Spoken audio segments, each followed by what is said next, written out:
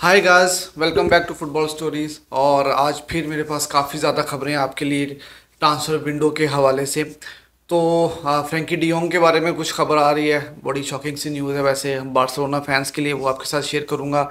Harry Kane, Mbappe, जियाश और इसके अलावा और भी कुछ प्लेयर्स हैं जिनके बारे में कुछ खबरें आ रही हैं, तो वो आपके साथ शेयर करूंगा। तो वीडियो आखिर तक ज़रूर देखिएगा। और अगर चैनल अभी तक आपने सब्सक्राइब नहीं किया तो चैनल को ज़रूर सब्सक्राइब कर लीजिएगा। तो स्टार्ट करते हैं हैरी केन के साथ। बायर्न म्यूनिख ने हैरी केन के लिए 70 मिलियन की बिड की है और 70 मिलियन प्लस एड्स ऑन। तो अब देखना ये होगा कि क्या वाकई में बायर्न म्यूनिख उनको लेने में कामयाब हो सकता है कि नहीं। ये काफ़ी बड़ी न्यूज़ है क्योंकि आप जानते हैं कि रिसेंटली मैनचेस्टर यूनाइटेड भी इंटरेस्टेड था हैरी केन में, और उससे पहले रियल मैड्रिड के साथ भी उनको लिंक किया जा रहा था।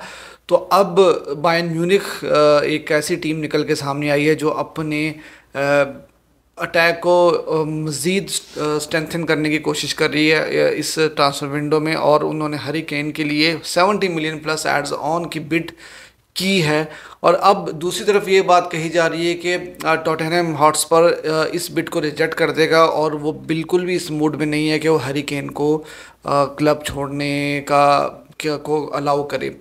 तो क्योंकि मेरे ख्याल में उनके पास एक ही बहुत बड़ा सुपरस्टार है, बहुत अरसे बाद एक बहुत बड़ा सुपरस्टार उनके पास आया है। और मैं नहीं समझता कि स्पर्स जो है वो हैरी केन को जाने देगी, क्योंकि उनकी बैकबोन है हैरी केन।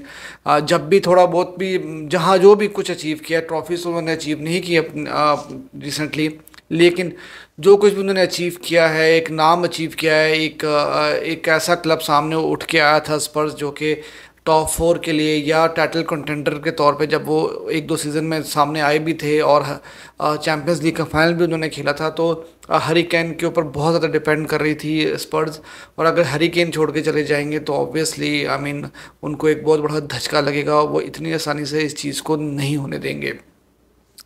इसी तरह दूसरी खबर अम्बापे के बारे में निकल के आ रही है। अम्बापे का आप जानते हैं कि अम्बापे ने कुछ बड़ी कंट्रोवर्शियल सी स्टेटमेंट्स पास की थी, और ये भी कहा जा रहा था कि अम्बापे पीएसजी को शायद ये सीज़न खेलेंगे, अगले सीज़न में फ्री ऑफ कॉस्ट और रियल मैड्रिड में मूव कर जाएंगे। लेकिन फिर उसके बाद से कुछ ऐसी सिचुएशन निकल के सामने आई कि पीएसजी की तरफ से कुछ खबरें ऐसी आ रही थी कि पीएसजी चाह रहा है कि वो इस मौके का फ़ायदा उठाए और 200-250 मिलियन की रेंज में पीएसजी सेल कर देगी अम्बापे को रियल मैड्रिड पे। लेकिन अब फिर यही खबर आ रही है कि 180 से 200 मिलियन की रेंज में पीएसजी देख रही है, लेकिन अम्बापे का तरफ से कुछ ऐसी अभी फ़िलहाल कोई ऐसी खबर नहीं है कि वो छोड़ के जाएंगे इसी सीज़न में या अगले सीज़न में, क्या होगा कुछ नहीं पता। लेकिन अम्बापे ने अपना पर्सनल एग्रीमेंट रियल मैड्रिड के साथ साइन कर लिया हुआ है, और जो भी टर्म्स एंड कंडीशंस थी उनके आपस में तय हो चुकी हैं, चाहे वो इस सीज़न में जाएं या अगले सीज़न में जाएं, what ever the case.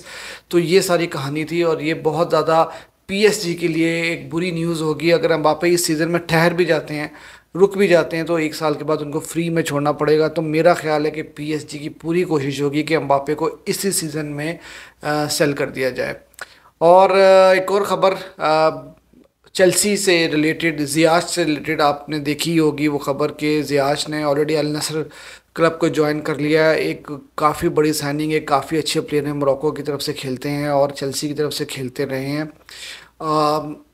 Saudi Arabia, जिस तरह मैं आपको रोज़ आलमोस्ट सऊदी अरेबिया की लीग पे कुछ ना कुछ कवरेज ज़रूर देता हूँ, तो जियाश की साइनिंग एक और बड़ी साइनिंग है जो यूरोप के क्लब से उठाकर वो अपने क्लब में एक प्लेयर को लेके जा रहे हैं। और अल नसर की टीम, अल हिलाल, अल अहली, अल इत्तेहाद, ये अपने स्क्वाड को स्ट्रेंथन कर रहे हैं। बेशक सऊदी अरेबिया की गवर्नमेंट इन्वॉल्व है, लेकिन वो अपनी लीग को बड़ा करना चाह रहे हैं, और वो इसी विंडो में बहुत कुछ अचीव कर चुके हैं, और आने वाले कुछ सालों में तो मेरे ख्याल में वो तबाही मचा देंगे मार्केट के अंदर।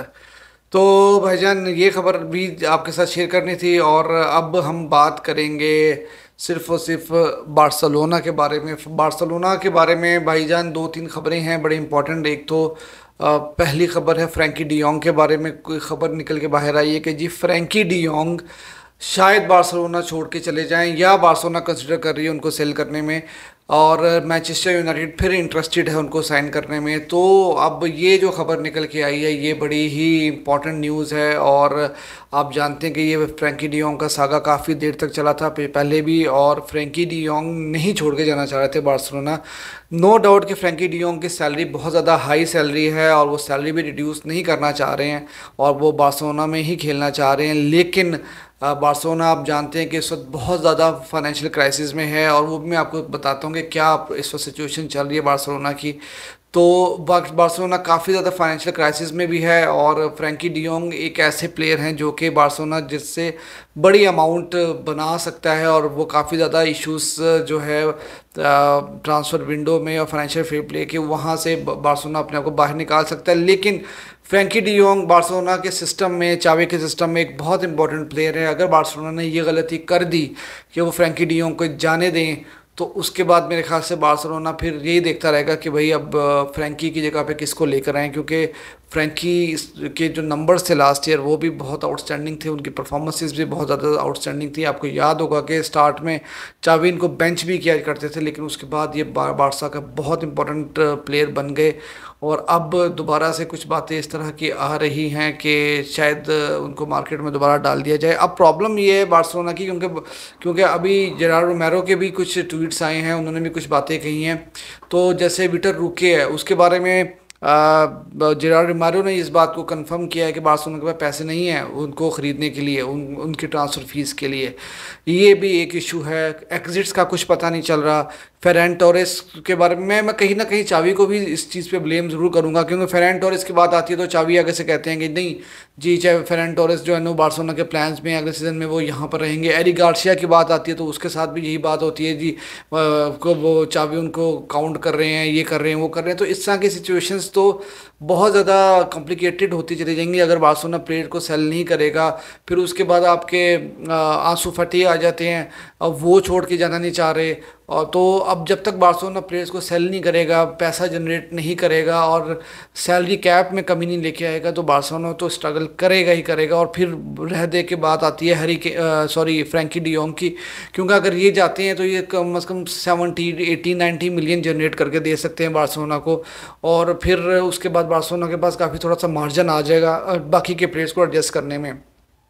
तो एक प्लेयर की बलि चढ़ाएंगे ये, कुछ ऐसा देखने में आ रहा है। अब देखते हैं कि क्या होता है, क्योंकि वो लॉन्गले का भी कुछ पता नहीं, ओमिटीटी का भी कुछ पता नहीं कि उनके साथ क्या होगा, और कैसी के बारे में कोई खबर नहीं निकल के आ रही।